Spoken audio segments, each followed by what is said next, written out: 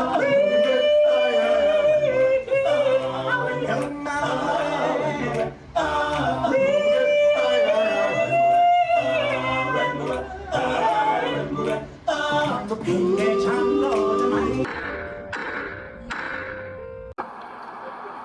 the whole system, it can't be that I'm the only one who interfered, who did this and that. Over and above, there are many people that are in the system with a matter that has been handled since January, with a lot of feedback being given, a lot of meetings being held, going in and out of parliament discussing the same matter. Now, how do you then pin it on one individual? As the Director of Public Prosecutions for KwaZulu-Natal, I have considered the political task team as an essential and necessary structure for the province of KwaZulu-Natal and the country as a whole. This is so as the team was precisely aimed at dealing with politically motivated and related crimes that gained momentum and threatened to destabilize the province and to spiral to other provinces. During January 2025, I then, through the social media reports, I came to learn about the de-establishment of the task team. And at that time, I thought it was fake news. So I was on leave.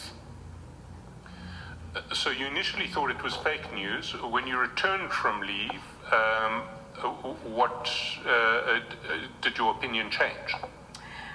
After I returned to the office in January 2025, I was informed by Advocate Gaba, the dedicated prosecutor who's responding to the task team matters, that the social media reports may be well true, because the team had been informed by General Kumalo only to continue with matters that had been enrolled or were waiting for decision. Now, have you ever formally been notified of the disestablishment of the task team? At no stage was any formal communication addressed to my office notifying us of the de-establishment of the task team. Family, things are not looking good for Sibiya. I don't think he is having good time wherever he is. Things seems to be very hard for him.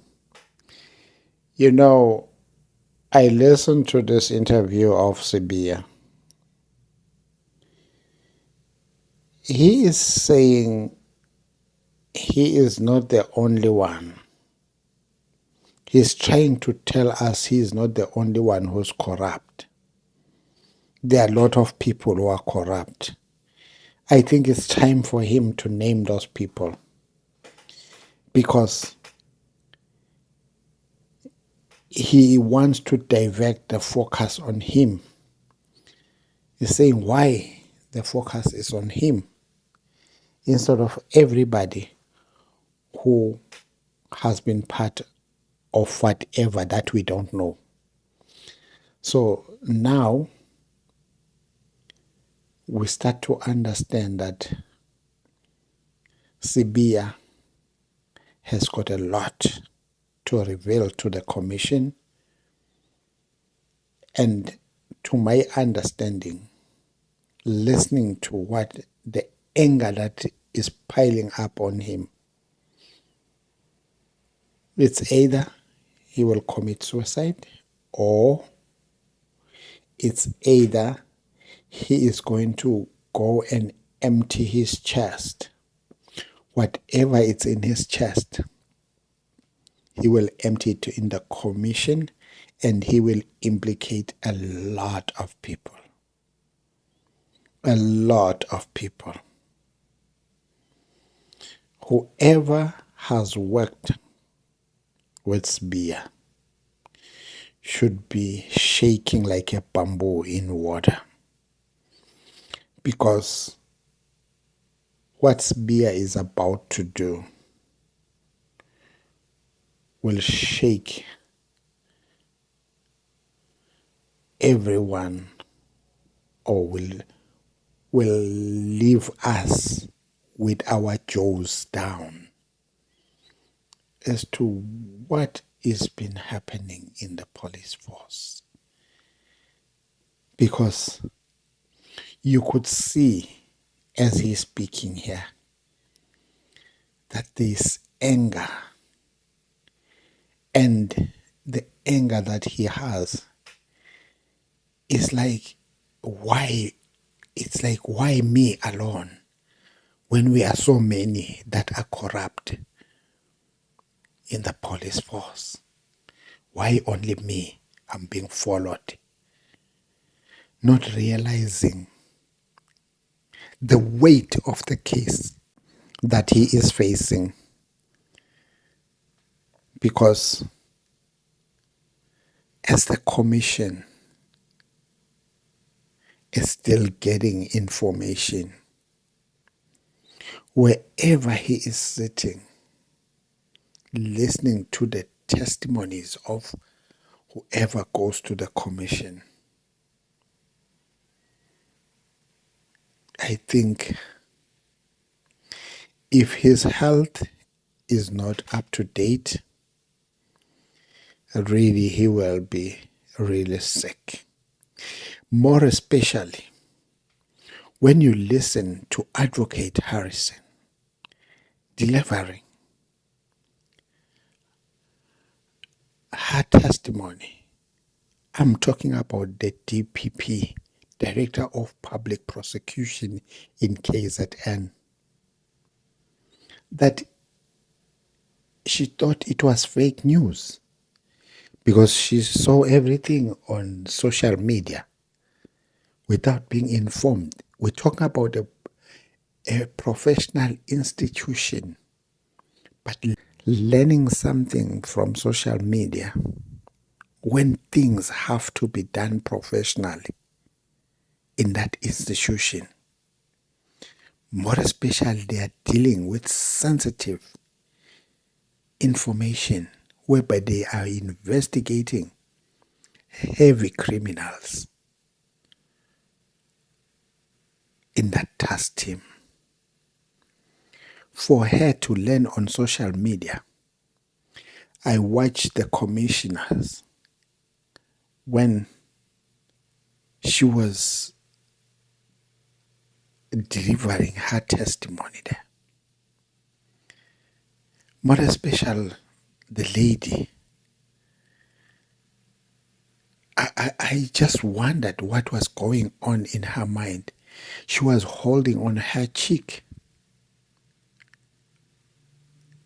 surprised as to a professional institution. Such can happen, that things can come through social media.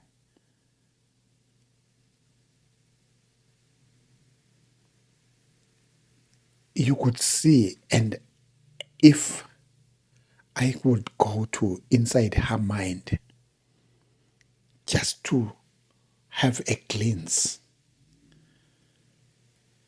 as to what was going on when she had Advocate Harrison, the Deputy Public Prosecutor of KZN, delivering such.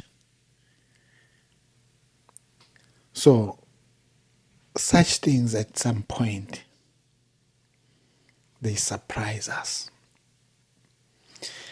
So, looking at Sibiya, Sibiya has been involved in a lot of things. Some we know, some we have heard through social media, some they're just flying everywhere. But I will pick on one. Senzo Meyiwa case. In the Senzo Meyiwa case, we understand through Constable Zongo that Sibiya was the first to go to the scene of crime. And we understand that he is the one who approved Constable Zongo's statement that what information he was giving was right. When he was not part of the police, Sibiya, He was suspended by then, but it looks like he knew a lot about what happened to the sons of Meiwa. Why he would be found on the investigation as a civilian, scene of crime. So you start to ask yourself as a human being that who should we trust? Because if we run to the police, we are running to a trap.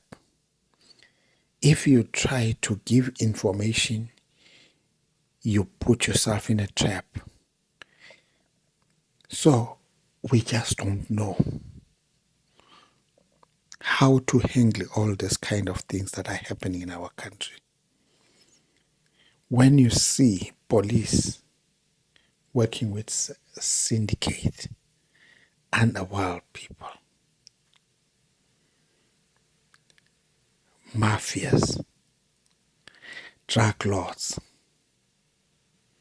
you ask yourself a simple question: how safe are we? Should we report when we see crime happening around us, or should we keep quiet? Because if we keep quiet, we are promoting it. If we talk, we are putting our lives at risk. So we don't really understand what next that we should do. Because when such things happen, you just kind of ask yourself, where should we run to? Why are these people trying to destroy our country? Why did they join the police force? They join it because when you look at Sibiya, I don't think he deserved to be a police for exactly what he has done. He has put the police force or the organization into disrepute. Why? You don't have to mess up with the hand that feeds you. I hope Mnisi, Mshololo, Ngumalo, and Ramsipili, who are there for the 5 accused, they can call Sibiya to come and testify, to tell the court what was the reason of him being in the scene of crime. What made him to approve the statement of Constable Zongo while he was not a police officer? How did he know if that statement or that was alleged? I wish to know, how did he know that what he heard from Constable Zongo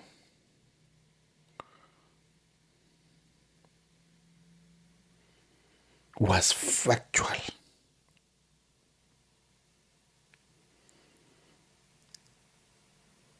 Where did he investigate? Where did he get the information? Was that legit information from Zongo? I still want to know. Who were Sibiya's sources that made him to believe what Constable Zongo was giving them as evidence?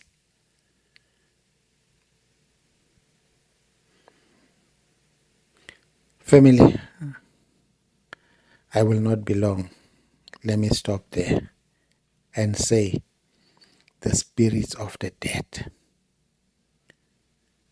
if ever somebody there did put his hand in that dirty cookie jar, those spirits will hunt and will find them.